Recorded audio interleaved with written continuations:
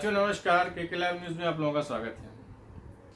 आज महाराणा प्रताप की जयंती है, उनको हम लोग सत नमन करते हैं।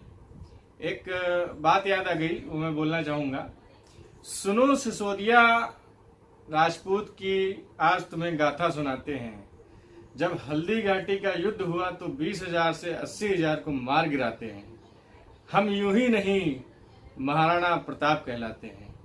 ये एक वीरता की निशानी और एक शौर्य की निशानी थे महाराणा प्रताप जी, जिनकी आज भी हम लोग सराहना करते हैं और प्रेरणा स्रोत मानते हैं उनको। हम लोग उनकी आज जयंती है, उनको हम लोग सत नमन करते हैं।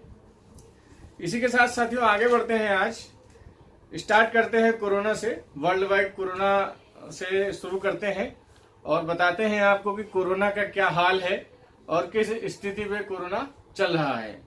तो कोरोना ने लगभग 40 लाख लोगों को पूरी दुनिया भर में संक्रमित कर दिया गया है और इसमें लगभग 2,75,000 के करीब लोग मारे जा चुके हैं। लगभग 2.25 लाख का ग्राफ जो है वो डेथ ग्राफ है, इतने लोग मर चुके हैं। सबसे ऊपर संख्या में, सबसे ऊपर की श्रेणी में आज भी अमेरिका है। लगभग 12 लाख से 11 कोरोना पॉजिटिव वहां पे हैं। देन फिर उसके बाद यूके आता है, यूनाइटेड किंगडम, उसमें लगभग 2,11,000 के करीब कोरोना पॉजिटिव है। उसके बाद रसिया आता है। रसिया में इस समय बहुत ही क्रिटिकल कंडीशन है। रसिया तीसरे चौथे नंबर पे आ गया है साथियों। रसिया में डेली 10,000 से ऊपर कोरोना पॉजिटिव पेशेंट पाए जा रहे हैं। तो रसिया इस समय बहुत ही विकराल रूप कोरोना का वहां पे देखने को मिल रहा है रसिया में। उसके बाद आता है फ्रांस। फ्रांस में लगभग 1,76,000 कोरोना पॉजिटिव पाए गए हैं। जर्मनी में भी 1,76,000 की ही संख्या है। तो ये तो मुख्य देश हैं जो 1 लाख से ऊपर के ग्राफ में चल रहे हैं अभी। और इंडिया का भी ग्राफ साथियों 13वें-14वें नंबर पे आ चुका है। इंडिया का ग्राफ मैं आपको बताना चाहूंगा, आज की डेट में इंडिया में अपने यहाँ 60,000 कोरोना पॉजिटिव पेशेंट मिल चुके हैं अभी तक। इसकी स्पीड दिन पर दिन बढ़ती जा रही है और लगभग 2,000 की इसमें मृत्यु भी हो चुकी है। इस 60,000 में 18,000 के करीब लोग रिकवर हो चुके हैं और 60,000 में ही एक बहुत बड़ी संख्या जो महाराष्ट्र में है, लगभग 19,000 के करीब कोरोना पॉजिटिव वहां पे मिले हैं। पूरे हिंदुस्तान में सबसे बड़ा ग्राफ है वो महाराष्ट्र का है और महाराष्ट्र में मुंबई का ग्राफ सबसे बड़ा है। लगभग 10,000 के करीब वहां पे कोरोना पॉजिटिव है। तो जो मुंबई यहाँ पे एक कोरोना का पूरा हब बन चुका है इंडिया में, तो ये बहुत ही चिंता का विषय है और बहुत ही दुखद भी है। सभी लोग लगे हुए हैं, डॉक्टर, नर्सेस सब लगे हुए हैं, साइंटिस्ट सब लगे हुए हैं, बट कहीं कोई अभी तक कोई हल नहीं निकल पाया है। ये भी एक चिंता का विषय है। एम्स के एक अच्छे डॉक्टर हैं, सीनियर डॉक्टर हैं, उनका भी उनकी एक चेतावनी है। उनका ये कहना है कि मई और जून में इंडिया को बहुत ही पैनिक कंडीशन झेलनी पड़ेगी कोरोना को लेकर। तो ये भी एक चिंताजनक विषय है कि जो कयास लगाया जा रहा था कि गर्मी में खत्म हो जाएगा या कुछ ही दिन का है चला जाएगा, तो ये जाने का नाम नहीं ले रहा है। तो चिंता का विषय तो है ही। इसके साथ ही इंडिया का मैं आपको टोटल ग्राफ बताता हूँ। 60,000 मैंने आपको बता ही दिया है। महाराष्ट्र नंबर 1 पे है 19,000 के साथ। उसके बाद गुजरात आता है। गुजरात में 7400 कोरोना पॉजिटिव है, सेकंड नंबर पे गुजरात है। तीसरे नंबर पर दिल्ली है, लगभग इसमें 6300 कोरोना पॉजिटिव, 6,300 है।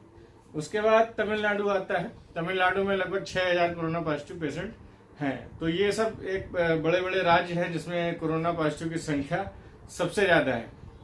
उसके बाद बात करते हैं अपने यूपी की। तो अपना उत्तर प्रदेश जो है 3200 का ग्राफ क्रॉस कर चुका है। ये भी एक चिंता का विषय है। और मैं ये भी बता दूं आपको कि उत्तर प्रदेश में सबसे ज्यादा जो कोरोना पॉजिटिव पेशेंट हैं वो आगरा में पाए जा रहे हैं। आगरा वो शहर है जिसको कुछ महीने पहले मीडिया और सरकारें एक मॉडल सिटी मान रही थी कि मॉडल प्लानिंग हो रही है यहाँ पे, इसी की तर्ज पे हमको सारे शहरों में प्लानिंग करनी चाहिए। लेकिन कहीं ना कहीं वो प्लानिंग हमको फेल होती दिख रही है क्योंकि हम आगरा में कोरोना को कंट्रोल नहीं कर पा रहे हैं। ये भी एक बहुत बड़ा चिंता का विषय है कि सरकारें अब क्या कदम उठाएंगी या क्या कदम उठा रही हैं। ये आप लोगों को दिख भी रहा है कि सरकारें क्या कदम उठा रही हैं। लॉकडाउन जब संख्याएं कम थी तब लॉकडाउन में काफी रिस्ट्रिक्शन थे।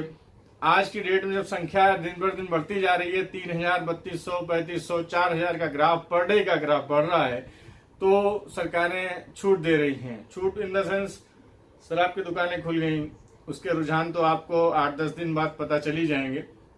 वो भी एक बहुत बड़ा बम, कोरोना बम के नाम पे फटेगा, इसका भी अंदेशा है लोगों को, और ये फटना भी है, ये तो क्लियर हो चुका है। और जो मजदूर पलायन कर रहे हैं उसमें भी प्रॉपर प्लानिंग, जो कि शासन और प्रशासन हर राज्य का फेल होता नजर आ रहा है, ये भी एक चिंता का विषय है। कंट्रोल नहीं कर पा रहे हैं हम लोग किसी तरीके से। अगर इसको हम लोग कंट्रोल नहीं करते हैं तो ये आगे आने वाले समय में बहुत ही दिक्कत देने वाला है। तो मैं सिर्फ ये कहना चाहूंगा आप लोगों से कि आप लोग कोशिश करिए कि सरकार की गाइडलाइन, जो सरकार कहे वही करिए। ऐसा नहीं है, सरकार तो कह ही रही है, आप सुरक्षित रहिए, सोशल डिस्टेंसिंग का पालन करिए, मुंह में मास्क लगाइए। बट अगर सरकार कहे तभी क्यों करिए, आपको खुद से भी ये चीजें देखनी चाहिए और करनी चाहिए। अब समय आ गया है कि जब तक आप लोग खुद इन चीजों को नहीं समझेंगे, तब तक सरकार उंगली पकड़ के आपको ज्यादा दिन तक नहीं चल पाएगी। ये सरकार ने लगभग क्लियर कर दिया है कि आपको खुद ही इसकी सुरक्षा करनी पड़ेगी। सरकार का काम था बोलने का, बताने का, उसने बता दिया है। अब आगे सरकार कितना राहत देती है, कितना राहत नहीं देती है, ये तो समय ही बताएगा, वक्त ही बताएगा। अब आगे चलते हैं साथियों। कल का एक न्यूज मैं आपको बताता हूं। कल यूपी में लेबर लॉ में जो मजदूर कानून है, मजदूरी कानून जो है, उसमें 38 नियमों में रोक लगा दी गई है 3 साल के लिए। वो क्यों लगाई गई है मैं आपको बता दूं। वो इसलिए लगाई गई है ताकि मध्यम वर्गीय जो इंडस्ट्री है, जो हमारे फैक्ट्रीज हैं, जो लघु इंडस्ट्रीज हैं और मध्यम इंडस्ट्रीज हैं, जो लार्ज इंडस्ट्रीज हैं, उनमें औद्योगिक जो लोग हैं, उसमें जो इंडस्ट्रियलिस्ट हैं, उनको कुछ ना कुछ कहीं ना कहीं राहत मिल सके, ऐसा बोला गया है सरकार की तरफ से। तो कैसे राहत मिलेगी मजदूरों का कानून खत्म करके, वो तो वक्त ही बताएगा। कुछ लोगों का कहना यह भी है कि ओवर टाइम करा सकते हैं, 72 घंटे करा सकते हैं लगातार लेबर से। तो ये भी एक कानून के हिसाब से अगर देखा जाए तो कानून खत्म कर दिया, ये भी एक मानवाधिकार का हनन है कि एक आदमी 72 घंटे काम कैसे कर सकता है। दिस इज इम्पॉसिबल, ये ठीक नहीं है। साथ ही साथ ये भी बताना चाहूंगा कि आप सब इस चीज से वाकिफ होंगे, जो अपनी रियल एस्टेट, जो कंस्ट्रक्शन इंडस्ट्री है, उसमें जैसे रेट होता है 8 घंटे का, 8 घंटे का लेबर रेट होता है। एक वो होता है कि सरकारी रेट होता है कि इस सरकारी रेट पे 8 घंटे की दिहाड़ी मजदूरों को दी जाएगी। मगर कितना सत्य है ये आप भी जानते हैं, हम भी जानते हैं, सारी कंस्ट्रक्शन इंडस्ट्री जानती है कि 8 घंटे कोई काम नहीं होता है। 8 घंटे के नाम पे 12 घंटे काम कराया जाता है, चाहे वो एम्प्लॉयज हो, चाहे वो लेबर हो, चाहे वो कोई भी हो। तो मिनिमम 12 घंटे की ड्यूटी होती है। और ओवर टाइम का नाम लीजिए तो लोग कहते हैं सरकारी समझ रखा है क्या। मतलब ओवर टाइम के नाम पे सिर्फ सरकारी ही समझ सकते हैं। मतलब ये आप समझिए क्या कहना चाहते हैं लोग। तो लोगों की धारणा और मनसा क्या बन गई है लेबर के प्रति, और सरकार ने जो ये किया है कानून खत्म करके, तो इसका इम्पैक्ट कब, कैसे और कहां मिलेगा सरकार को, ये भी वक्त ही बताएगा। मैं तो आपको नहीं बताऊंगा अभी फिलहाल।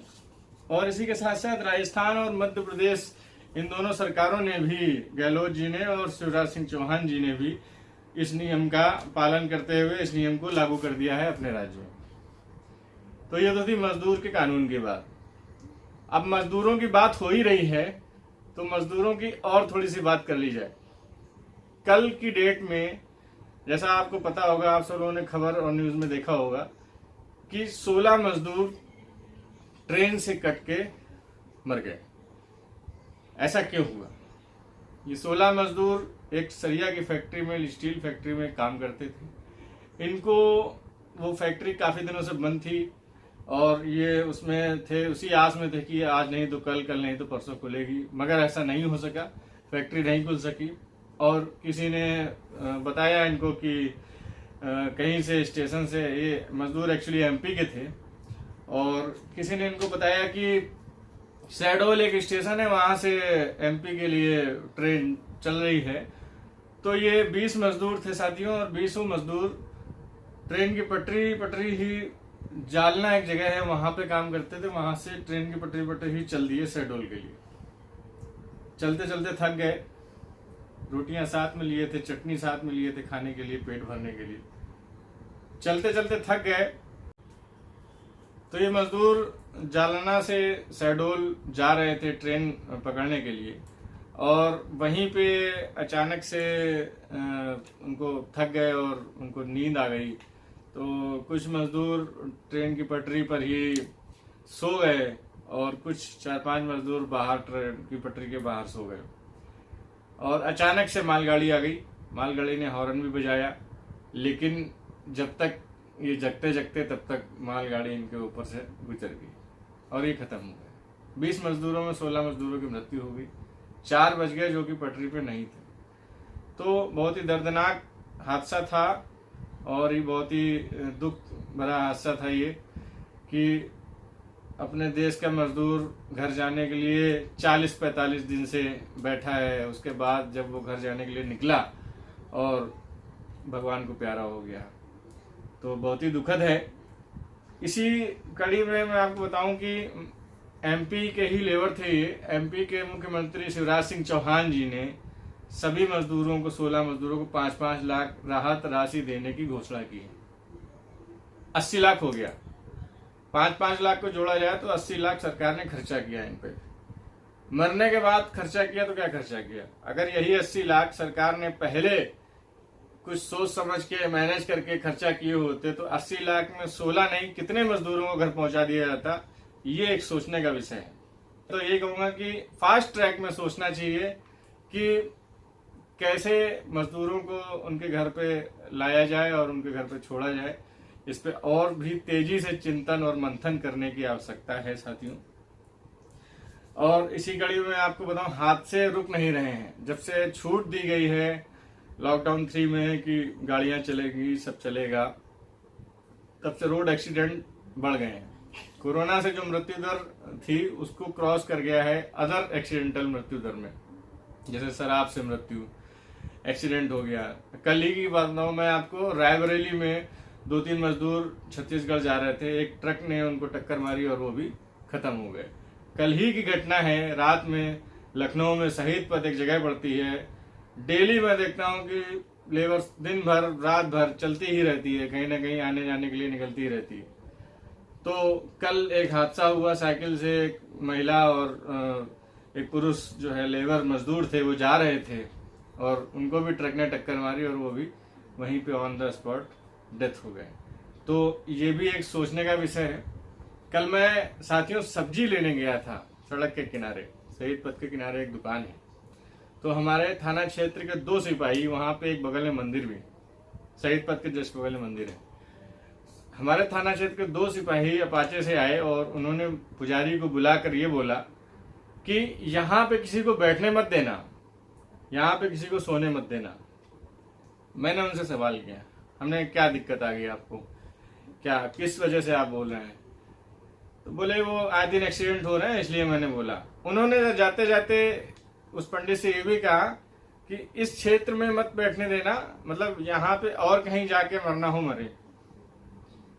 तो एक पुलिस वाला अगर ऐसे बोलता है तो शर्म आनी चाहिए हम लोगों को, थोड़ा उन लोगों को भी शर्म आनी चाहिए। थोड़ा इसलिए बोल रहा हूँ क्योंकि शर्म तो उन लोगों को आती नहीं है, कुछ भी बोल देते हैं, कौन मर रहा कौन जी रहा उससे फर्क नहीं पड़ता है किसी को।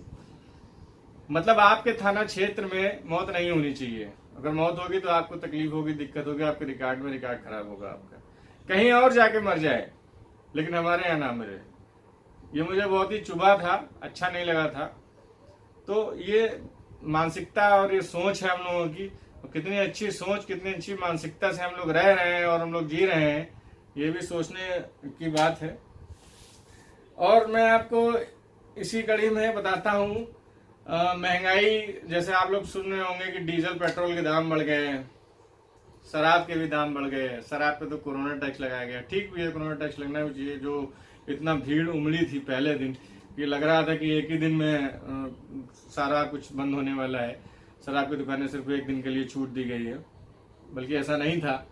तो भीड़ ने जो कारनामा किया उसका फायदा सरकार ने फिर उठाया, उसने फिर रेट बढ़ा दिए शराब के। लेकिन शराब है, बिकती रहेगी, ऐसे ही बिकती रहेगी। यहाँ तक कि दिल्ली सरकार के अरविंद केजरीवाल जी ने तो 70% टैक्स बढ़ा दिया, कोरोना टैक्स लगा दिया। अगर 1000 रुपए की बोतल है तो वो आपको 1700 की मिलेगी। तो ये भी एक सोचने वाली बात है। तो मैं आपको एक बात और बताऊं, दिल्ली में एक गोयल साहब हैं, हमारे बीजेपी के बहुत बड़े नेता हैं, वो अनशन पे बैठने जा रहे हैं। तो मैं उनसे ये पूछना चाहूंगा कि इस कोरोना की घड़ी में आप अनशन में बैठने जा रहे हैं, टेंट सेंट लगा के कुछ लोगों को साथ में लेके आप एक समूह बना के अनशन पे बैठेंगे, भले ही सोशल डिस्टेंसिंग करें, लेकिन ये क्या आप सही कर रहे हैं? क्या ये देश हित में है? आप क्या मैसेज देना चाहते हैं लोगों को अनशन करके? और अनशन कर भी रहे हैं तो कितने दिन के लिए कर रहे हैं, ये भी आप बता दीजिए लोगों को। आमरण अनशन पे बैठेंगे या फिर व्रत की तरह बैठेंगे कि मैं 4 दिन अनशन में बैठूंगा? तो उसको अनशन तो नहीं कहेंगे। ऐसे तो लोग नवरात्रों में 9-9 दिन व्रत भी रहते बिना खाए पिए। तो ये सब पॉलिटिकल स्टंट है और देखिए आगे आगे क्या होता है, क्योंकि अभी आने वाले समय में मुद्दे बदलते रहेंगे, चीजें बदलती रहेंगी, लोगों का माइंड सेटअप बदलता रहेगा। कोरोना अभी चल रहा है तो कोरोना चल रहा है, जब कोरोना कम हो जाएगा तो कोरोना के बाद कुछ और आएगा। तो देखते रहिए और मजे लेते रहिए, इतना ही कहूंगा। बहुत बहुत धन्यवाद।